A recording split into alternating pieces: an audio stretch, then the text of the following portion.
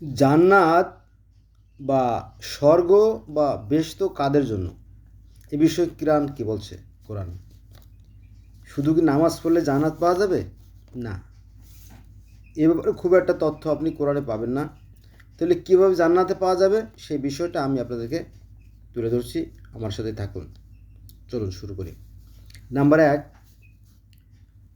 পক্ষান্তরে যারা ইমানদার ও সৎ কাজ করে তারাই জান্নাতবাসী, সেখানেই তারা চিরস্থায়ী হবে।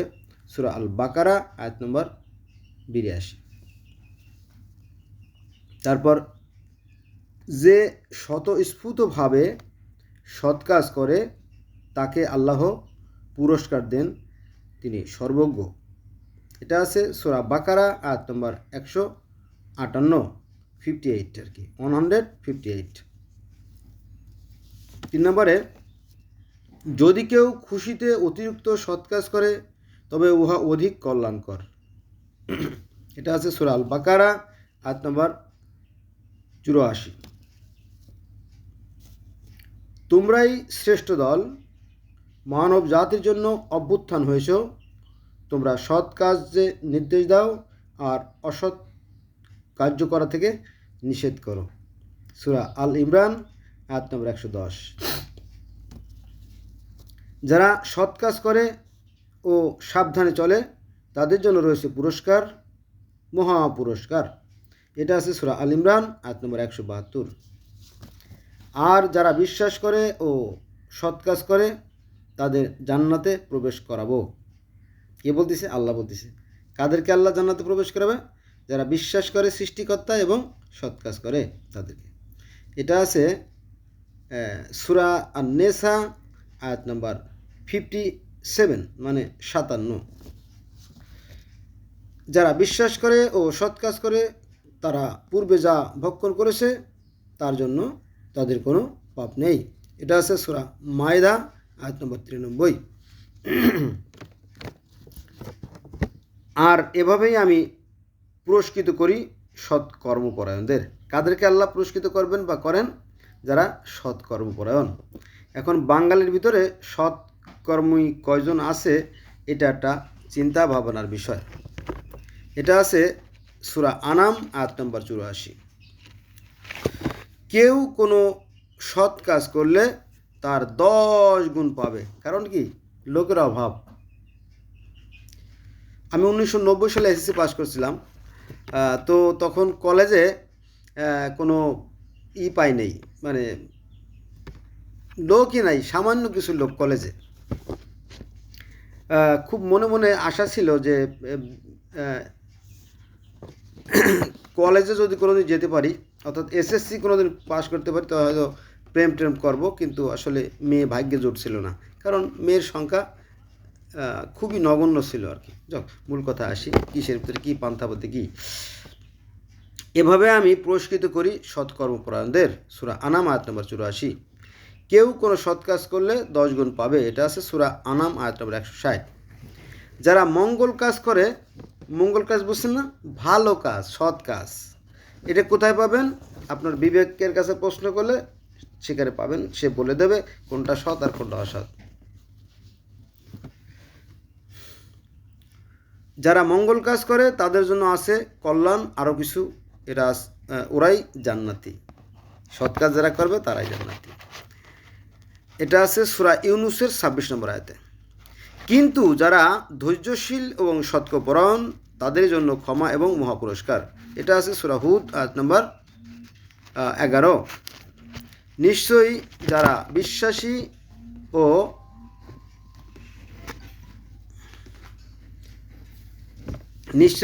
বিশ্বাসী ও সৎ কর্মপরায়ণ এবং তাদের প্রভুর প্রতি বিনয়াবনত তারাই জান্নাতের অধিকারী, সেখানে তারা অনন্তকাল স্থায়ী হবে। এটা আছে সূরা হুদ আয়াত নম্বর 23। সৎকর্ম নিশ্চয়ই অসৎকর্মকে দূর করে দেয়। হ্যাঁ, অবশ্যই। সাবান যেমন ময়লাকে পরিষ্কার করে দেয়, সৎ কাজ তেমনি অসৎ কাজকে দূর করে দেয়। আবার অসৎ কাজ আবার সৎ কাজকেও ঠেলে দেয়। এটা বিজ্ঞানসম্মত, এটা নিউটনের তৃতীয় সূত্রের মতো এই বিষয়টা। এটা আছে সূরা হুদ আয়াত নম্বর 114।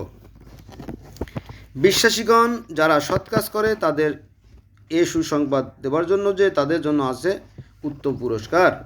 এটা আছে সূরা কাহফ আয়াত নম্বর 2।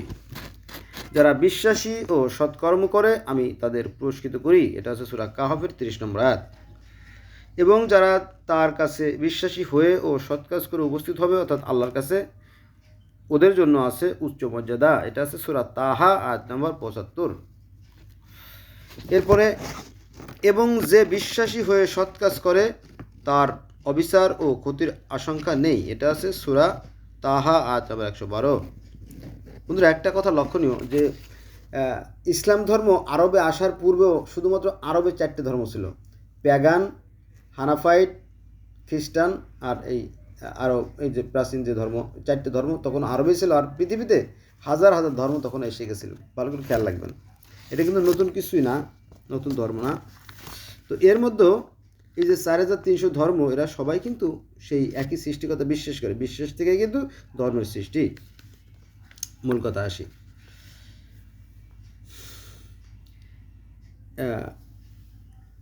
এবং যে বিশ্বাসী হয়ে সৎ কাজ করে তার অবিচার ও ক্ষতির আশঙ্কা নেই। যারা বিশ্বাসী হয়ে সৎ কাজ করে, বিশ্বাসী ও সৎ কাজ, তারাই সব কিছু পাবে আর কি। এটা আছে সূরা হজ আয়াত নম্বর 14। আল্লাহ তাদের জান্নাতে প্রবেশ করাবেন যারা বিশ্বাস করে ও সৎ কাজ করে। বিশ্বাস এবং সৎ কাজ, জান্নাত দুটো শর্ত: বিশ্বাস ও সৎ কাজ করা। তাই যারা বিশ্বাস করে ও সৎ কাজ করে তাদের জন্য ক্ষমা ও সম্মানজনক জীবিকা আছে। সূরা হাজ আয়াত নম্বর 50। হে বিশ্বাসীগণ, তোমরা রুকু করো, সিজদা করো এবং রবের উপাসনা করো ও সৎ কাজ করো যাতে সফল কাম হতে পারো। সূরা হজ আয়াত নম্বর 77। পরিণামে তাদের সৎ কাজের জন্য আল্লাহ তাদের উত্তম পুরস্কার দেবেন। সূরা নূর আয়াত নম্বর 37। তাদের মধ্যে যারা বিশ্বাস করে ও সৎ কাজ করে আল্লাহ তাদেরও ওয়াদা দিয়েছেন যে তিনি তাদের পৃথিবীতে প্রতিনিধিত্ব দান করবেন। এটা আছে সূরা নূর আয়াত নম্বর 55। যারা তওবা করে, বিশ্বাস করে ও সৎ কাজ করে আল্লাহ তাদের পাপ রাশি ক্ষমা করবেন। এটা আছে সূরা ফুরকান আয়াত নম্বর 70। এখানে কন্ডিশন আছে যে আপনি বারবার তওবা করলে কিন্তু তওবা কবুল হবে না। যারা ভুল করে তওবা শুধু তাদের জন্য কিন্তু।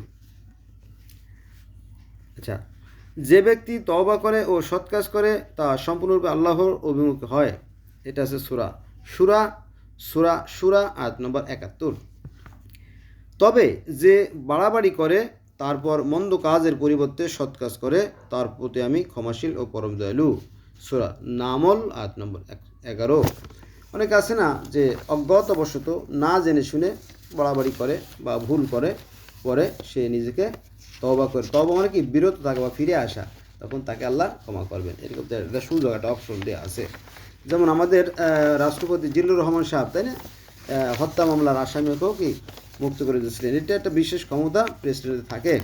তো আল্লাহ পাক বলছে যে বিশেষ একটা সুযোগ আমি দেব বা দিয়েছিলাম আর কি, এই কথা বলা হয়েছে।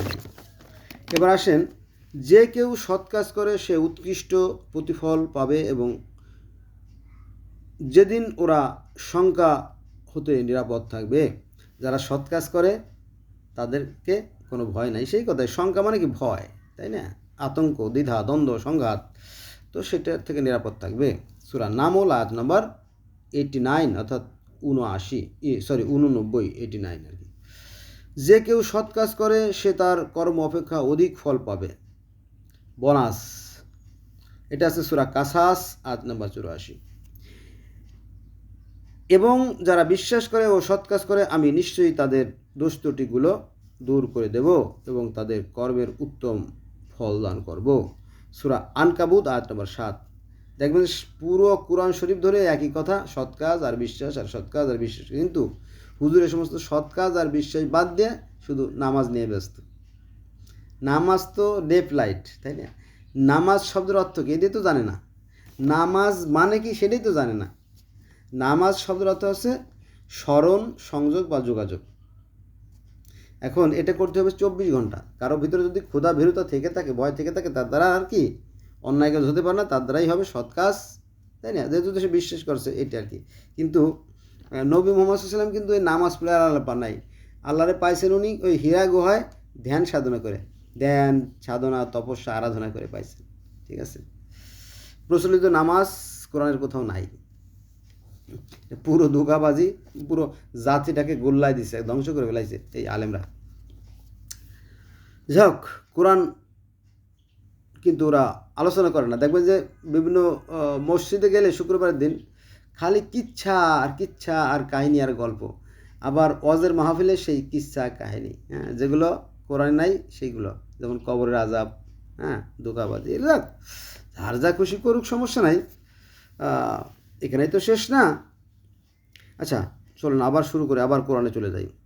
যারা বিশ্বাস করে ও সৎ কাজ করে আমি অবশ্যই জান্নাতে বসবাসের জন্য সুউচ্চ প্রাসাদ দান করব, যার পাদদেশে নদী প্রবাহিত। কাদেরকে আল্লাহ জান্নাত দান করবেন? যারা সৎ কাজ করে এবং বিশ্বাস করে তাদের।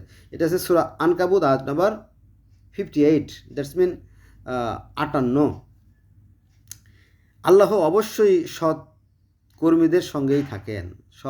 আল্লাহ এখানে অবশ্যই শব্দ কি? মাস্ট বি, তাই না? অবশ্যই আল্লাহ তাদের সাথে থাকেন যারা সৎকর্মশীল। এই 30 পারা কোরআন, এগুলো আমার হাতের লেখা, এটা আমি প্রায় 100টা পয়েন্ট, গোটা 30 পারা কোরআন থেকে 100 বা তার অধিক পয়েন্টগুলো সংগ্রহ করছি। এখন ভুলে গেছি কি বলতে গেছিলাম। যাও চলেন আবার এসে চলে যাই। আল্লাহ সৎকর্মশীল থাকে আর কি। আল্লাহ যারা সৎকর্মশীল আল্লাহ তাদের সাথে থাকে আর কি। যারা বিশ্বাস করে এবং সৎ কাজ করে তারা জান্নাতে আনন্দে থাকবে। সূরা রুম আয়াত নাম্বার 15। মনে পড়ছে, এই 30 পারা কোরআন শরীফ যদি আপনি পড়েন, গোটা 30 পারা কোরআন শরীফ যদি পড়েন, তাহলে দেখবেন যে আল্লাহ পাক 4 ব্যক্তি সে থাকে, যারা সৎকর্মশীল, যারা ন্যায়পরায়ণ মুত্তাকি, যারা পরেজগার, ধৈর্যশীল, এই 4 জনের সাথে। তো সে কথা এখানে চলে আসবে আমার এই আলোচনার ভিতরে। যারা সৎ কাজ করে তাদের নিজের জন্য সুখ সজ্জা রচনা করে। যারা সৎ কাজ করে তারা নিজের জন্য সুখ সজ্জা রচনা করে।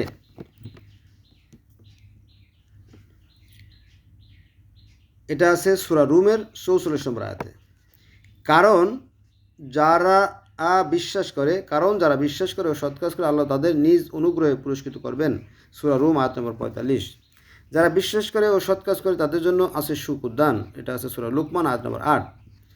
যদি কেউ সৎ কর্মপরায়ণ হয়ে আল্লাহর নিকট আত্মসমর্পণ করে সে তো এক মজবুত হাতল ধরল। এটা আছে সূরা লুকমান আয়াত নম্বর 22।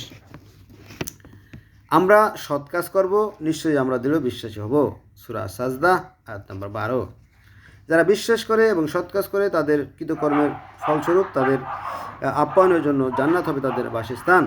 সূরা সাজদা আয়াত নম্বর 19। এবার বুঝলেন তো জান্নাত কাদের জন্য? যারা সৎকর্মশীল তাদের জন্য। ধোঁকাবাজি, প্রতারক, বাটপার, ভূমিদস্যু তাদের জন্য জান্নাত না। তাদের জন্য আছে কি? পেদানি, গুতানি, তাদের জন্য শক্ত ডান্ডা। সেনাবাহিনীর ডান্ডা দেখছেন না? এরকম শক্ত লোহার ডান্ডা। ভণ্ডামি ছেড়ে দেন, ভালো হওয়ার চেষ্টা করুন। আর যারা ভালো আছে তাদের উপদেশ দেওয়া দরকার। তারা তো ভালোই, ভালো যে তারা তো ভালোই। যারা সৎ কাজ করে আমি তাদের 2 বার পুরস্কার দেব। সূরা আহজাব আয়াত নম্বর 31। যারা বিশ্বাসী ও সৎ কর্মপরায়ণ তিনি তাদের পুরস্কৃত করবেন। সূরা সাবা আয়াত নম্বর 4। যারা বিশ্বাস করে ও সৎ কাজ করে তাদের কাজের জন্য বহু গুণ পুরস্কার পাবে। সূরা সাবা আয়াত নম্বর 37। যারা বিশ্বাস করে ও সৎ কাজ করে তাদের জন্য ক্ষমা ও পুরস্কার আছে। সূরা ফাতির আয়াত নম্বর 7। দোজখীরা বলবে মুক্তি দাও, সৎ কাজ করব, পূর্বে যা করতাম তা আর করব না, তা ছেড়ে দেব। সূরা ফাতির আয়াত নম্বর 37। কিন্তু ছাড়া হবে না। আমি সৎ কর্মপরায়ণদের পুরস্কৃত করি। এটা আছে সূরা সাফফাত আয়াত নম্বর 80 আর কি 80। এভাবেই আমি সৎ কর্মীদের পুরস্কৃত করি। 110 আয়াত নম্বর 110 আয়াত সাফফাত। এভাবে আমি সৎ লোকদের পুরস্কার করে থাকি। এটা আছে সূরা সাফফাত আয়াত নম্বর 121। এভাবেই আমি সৎকর্মীদের পুরস্কৃত করে থাকি। সূরা সাফফাত আয়াত নম্বর 131। যারা বিশ্বাস করে ও সৎ কাজ করে এবং যারা বিপর্যস্ত ঘটায় তারা কি সমান? যারা বিশ্বাস করে সৎ কাজ করে তারা, এবং যারা বিপর্যয় ঘটায়, যারা সমাজে অশান্তি সৃষ্টি করছে, যেমন চেয়ারম্যান, মেম্বার, এমপি, মন্ত্রী, প্রধানমন্ত্রী, যারা যারা লুটপাট করে খায় দেশ, তারা কি সমান?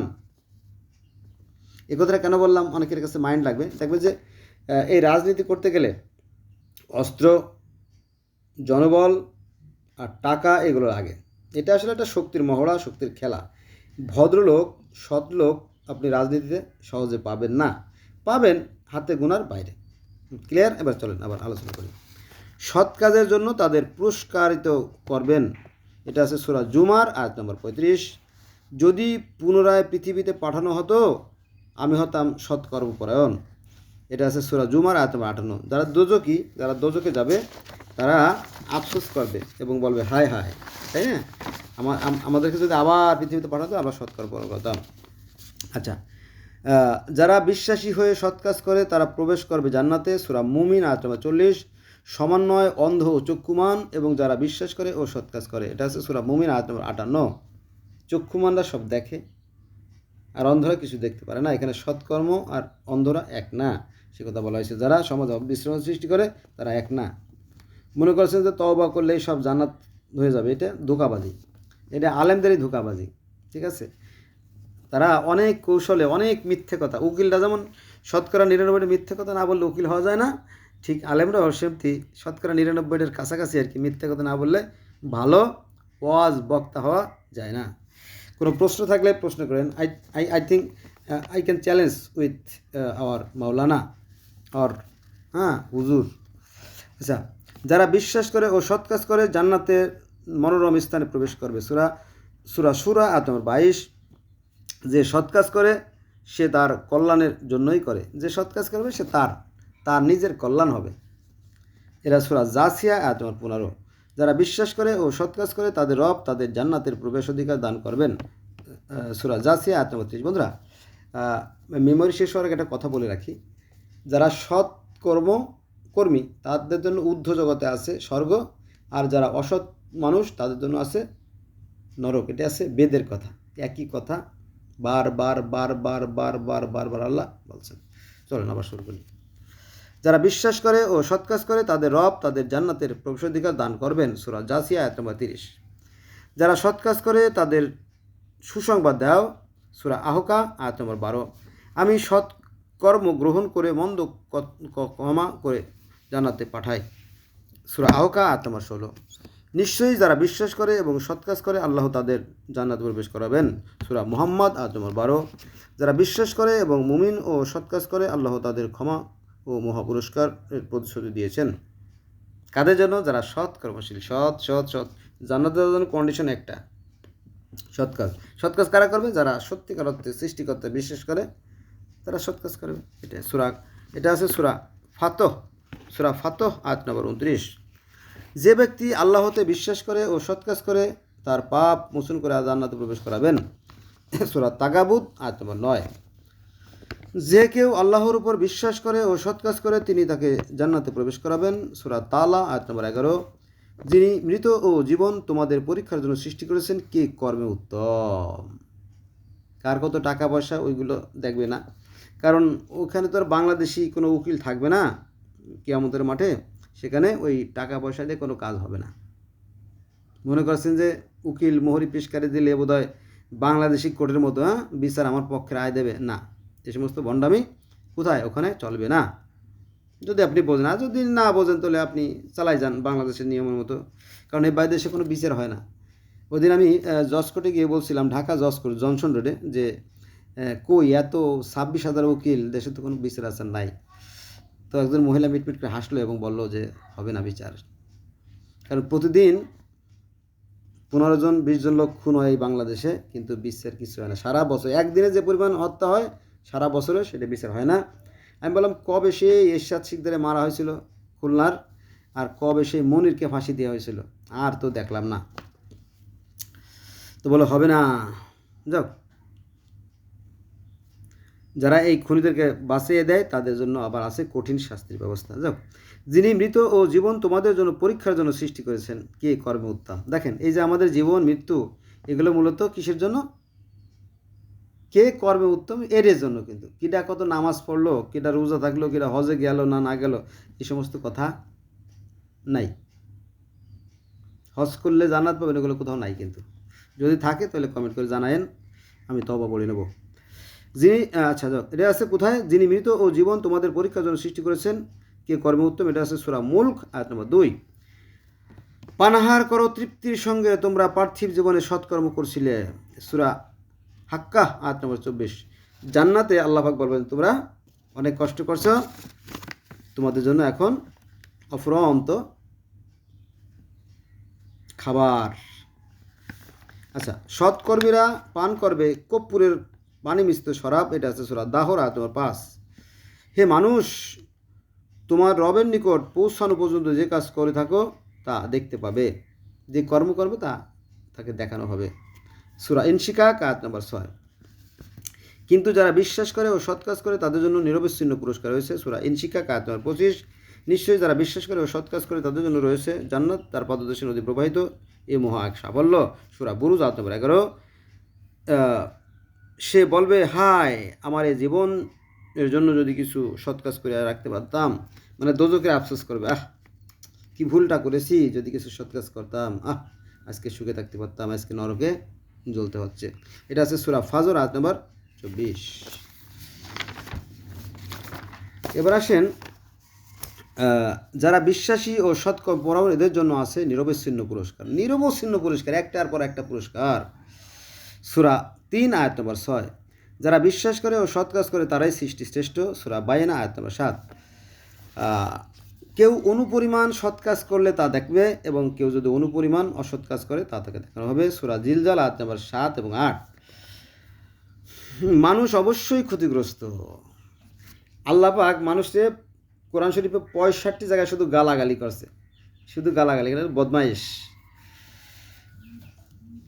মানুষ অবশ্যই ক্ষতিগ্রস্ত, কিন্তু তারা ব্যতীত যারা ঈমান এনেছে এবং সৎ কাজ করে। দেখেন, শুধু জান্নাতের কন্ডিশন দুটো, একটা হচ্ছে ঈমান আনতে হবে আল্লাহর পর, আর সৎ কাজ। আর ঈমান আনলেই তো এনাফ, আনলেই তার দ্বারা আর অন্যায় কাজ হতে পারে না, ওই একই কথা।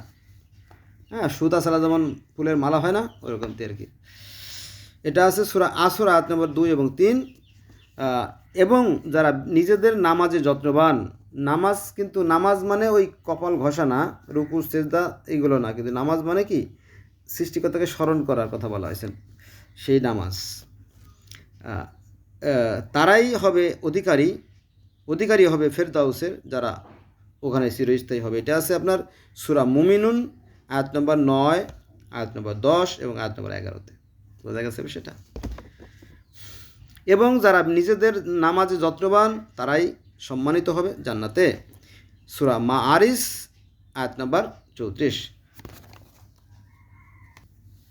তো বন্ধুরা, আমরা এই ভিডিও থেকে জানলাম যে এই যে জীবন এবং মৃত্যু এগুলো সৃষ্টি করা হয়েছে, কে কর্মে উত্তম, এটা পরীক্ষা করার জন্য, বোঝা গেছে। এখন আপনি কোন পথে যাবেন, সৃষ্টিকর্তা আপনাকে ভালো এবং মন্দের জ্ঞান দিয়ে দিয়েছে, এখন আপনি কোন পথে যাবেন এটা আপনার একান্ত অভিপ্রায়। আপনার জান্নাত আপনি খরচ করে নেবেন, অথবা আপনি যদি জান্নাত করে না করেন তাহলে নরক আপনার বাসস্থান। আল্লাহ হাফেজ।